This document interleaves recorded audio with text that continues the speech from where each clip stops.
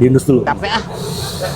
Oh, pedes, manis, asin, gurih, campur semua. Kadang jam 5 udah habis, kadang jam 6 udah habis. Mas Irin, Mas mau pesen tapi mie ayamnya request nih Mas. Mie ayam pangsit pakai chili oil, yamin. Jamin pangsit chili oil. Makan sini, mie-nya setengah matang. Siap.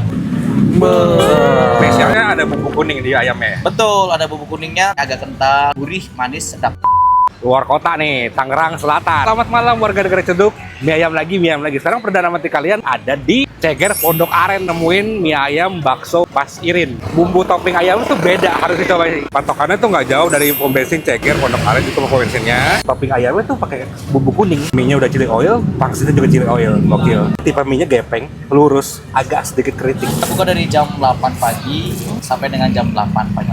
Harganya mulai dari berapa sampai berapa? 13 ribuan sih, sampai 20 harga negara Ciledug, Ceger dan sekitarnya. Yuk mampir ke sini di Mie Ayam Bakso Mas Irin. Bikin ketagihan Oh nggak? pasti ketagihan banget.